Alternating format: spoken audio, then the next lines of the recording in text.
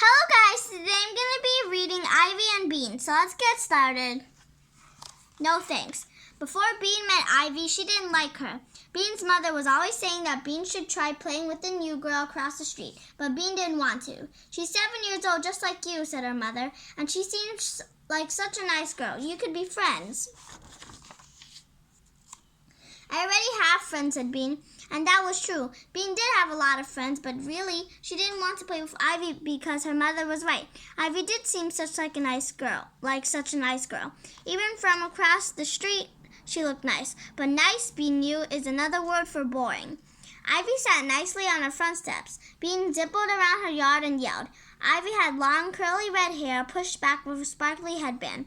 Bean's hair was black, and it only came to her chin because it got tangled if it was any longer.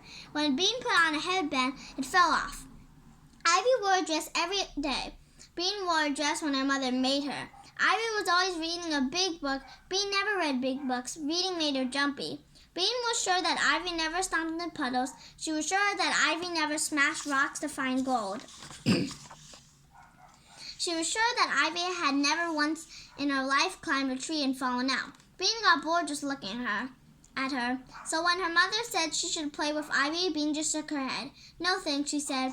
"You could give it a try. You might like her," said Bean's mom. "Oh boy, next train for boring is leaving now," yelled Bean. Her mother frowned. "That's not very nice, Bean." "I was nice. I said no thanks," said Bean. "I just don't want to, okay?" Okay, her mother sighed. "Have it your way." So for weeks and weeks, Bean didn't play with Ivy, but one day something happened that changed her mind.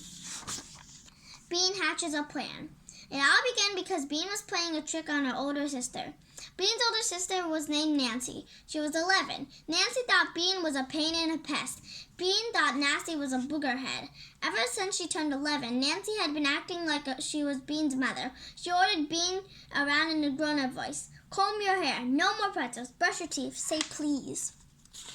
Bean's mother said that Nancy was going through a stage.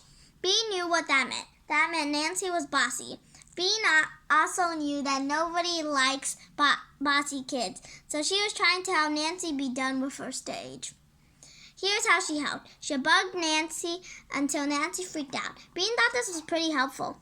The afternoon that Bean got a great idea, she was shopping with her mom and Nancy. Actually, Bean was being dragged along by her mom and Nancy. Bean hated shopping. Nancy loved it. Nancy was trying on skirts, lots of skirts. She put on a purple skirt. She looked at her front in the mirror. Then she turned to the side. Then she turned around and tried to look at it, her behind. "Looks good," said Bean. "Let's go." "Be patient, just a little longer," said Bean's mother. "I think it's cute, honey," she said to Nancy. Nancy looked in the mirror some more. Do you think the pockets are dumb?" "I like the pockets," said Bean's mom. Get it, moaned Bean. She had never been so bored in her entire life. She was so bored she fell on the floor. Then she took a tiny peek up at the lady in the dressing room next door. "Yeah, get up, Bean," said her mother. "This minute." Bean got up and sat on the triangle seat again. She waited. Nancy looked at herself. "I kind of like it," Nancy said, "but it costs $40. That's all my money. I could get 2 shirts for $40. "Don't be a tightwad," said Bean. She had just learned that word. It meant someone who didn't like to spend money. "Don't call your sister a tightwad," said Bean's mom. Bean saw Nancy's eye looking at her in the mirror. "Tightwad," Bean mouthed without any sound. Nancy's eyes got narrow and so quick that her mother didn't see. She stuck out her tongue. Then Nancy turned to their mother and said, I think the skirt costs too much, Mom. I think I'd rather try on some tops." Bean knew that Nancy was being slow on purpose, just to drive her crazy. Bean thought about kicking her in the shin, but then she got the idea. It was a great idea. It was also helpful, one that would teach Nancy not to be such a tightwad. And best of all, her idea would make Nancy freak out. "You'll be sorry," Bean mouthed Nancy. The ghost of Pancake Court. Bean was hiding inside a big round bush in her front yard. The bush was right next to the sidewalk, and it was very scratchy and sticky inside. But Bean needed to be in the bush for her plan to work. Here's how Bean's plan went. She took a $20 bill out of Nancy's purse and taped a long thread to it. She put the $20 bill on the sidewalk. Then she held onto the other end of the thread and climbed into the bush. Nancy would be coming home from school soon. She would see the money on the sidewalk. She would bend down to pick it up.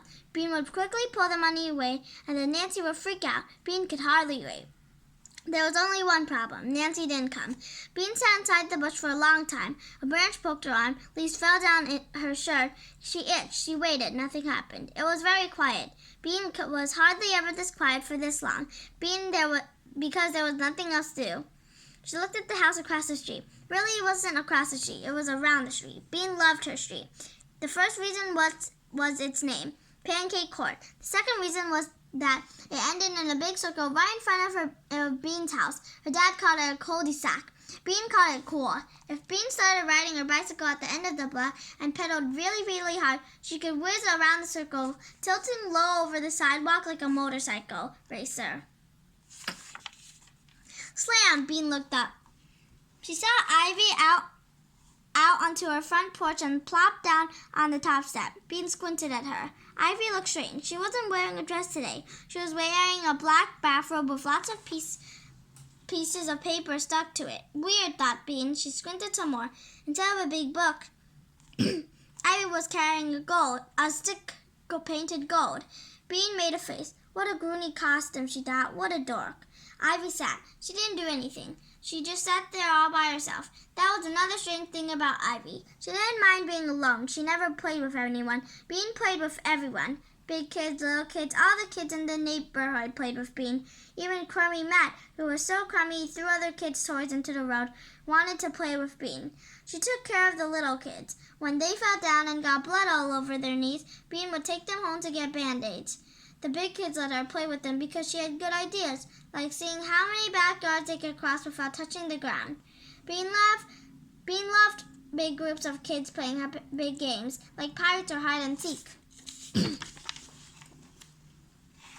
Sometimes Bean wished she were an orphan so she could live in an orphanage with 100 other kids. Of course, she didn't tell her mother and father that. Bean watched Ivy, alone on her front porch. Wasn't she lonely? Now Ivy was muttering something that Bean couldn't hear, and then she began to wave the stick in the air. Bean couldn't stand anywhere. What the heck are you doing? Yelled Bean from inside her bush. Ivy looked all around. Bean forgot that Ivy couldn't see her. What's with the stick? She yelled. Ivy's eyes got big. Who's there? She said.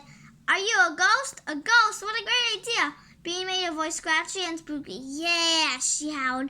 I am the ghost of Mr. Killer. I lived in your house before and I died there too. Mr. Killer had actually moved to Ohio, but Bean thought it was more interesting to say that he had died. I've come to haunt you. Tonight, when you're sleeping, I'll wrap my icy fingers around your neck. Bean, what are you yelling about? Oops, it was Nancy. So I'm going to stop here. I hope you enjoyed my video. Please subscribe to our channel. Bye!